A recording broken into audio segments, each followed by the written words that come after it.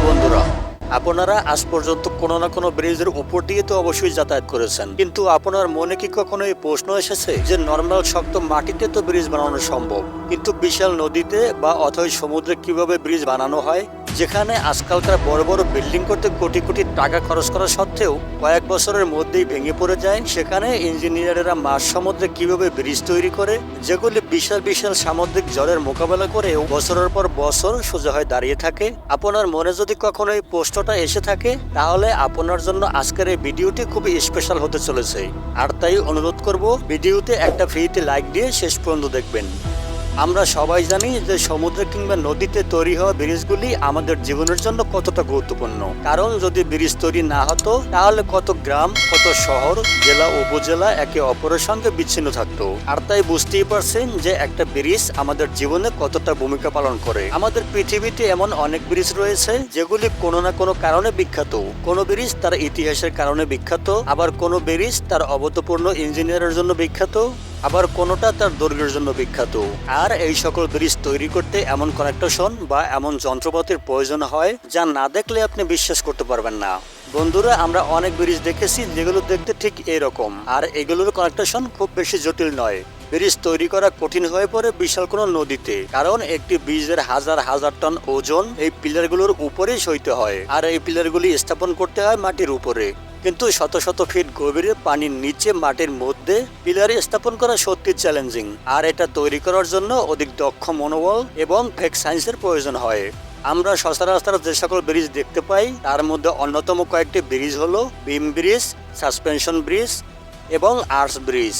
আর নদীর মধ্যে এসব ব্রিজের ফাউন্ডেশন তৈরি করার জন্য ইঞ্জিনিয়ারদের খুবই জটিল কিছু প্রক্রিয়ার মধ্য দিয়ে যেতে হয়। পানির গভীরতা যত বেশি হয়, ইঞ্জিনিয়ারদের জন্য তত বেশি কঠিন চ্যালেঞ্জ মোকাবেলা করতে হয়। খলসতা নদীতে ব্রিজের জন্য ফাউন্ডেশন তৈরি করতে হলে ইঞ্জিনিয়ারদের প্রথমে একটি স্ট্রাকচার তৈরি করতে হয়, আর এই স্ট্রাকচার তৈরি করার জন্য ইঞ্জিনিয়ারদের কিছু মাপজোক নিতে হয়। আর তা হলো পানির ম্যাক্সিমাম এবং মিনিমাম, নদীতে পানির গতি, নদীর তলদেশে মাটির প্রকৃতি, ব্রিজের ওজন কেমন হবে এবং কেমন ওজনের যানবাহন ব্রিজের উপর দিয়ে চলাচল করতে পারবে। এগুলি ইঞ্জিনিয়ারদের খুবই সূক্ষ্মভাবে হিসাব নিকাশ করতে হয়। আর এরপর ইঞ্জিনিয়ারদেরকে কফার ড্যাম নামক এই জিনিসটি তৈরি করতে হয় পিলার স্থাপনের জন্য। কফার ড্যামের আকৃতি কখনো কখনো গোলাকার এবং কখনো কখনো চতুর্ভুজ হয়ে থাকে। এখন আপনার মনে প্রশ্ন আসতে পারে যে কফার ড্যাম কিভাবে তৈরি করতে হয়।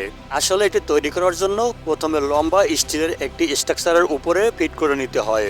আগেই বলেছি, এটা গোলাকারেও হতে পারে অথবা চতুর্ভুজও হতে পারে। এরপর এটিকে পানির উপরে নিয়ে আসা হয়।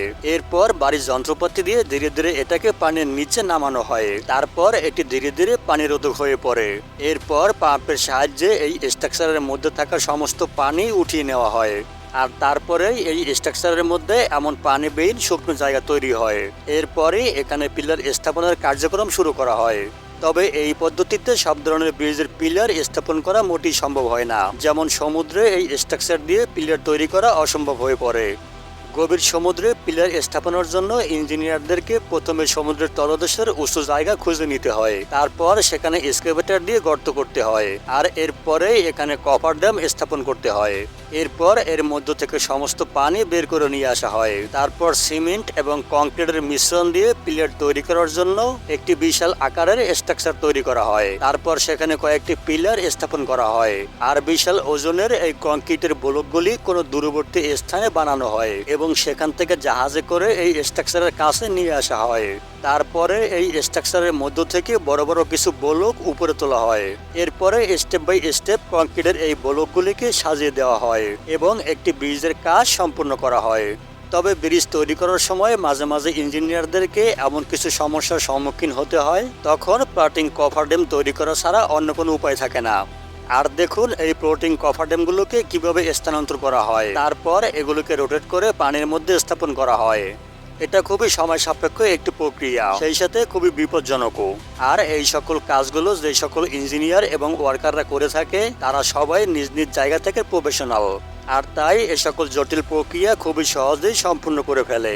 পৃথিবীতে এমন কিছু ব্রিজ রয়েছে যেগুলো তৈরি করতে বিলিয়ন বিলিয়ন ডলার খরচ করতে হয়েছে।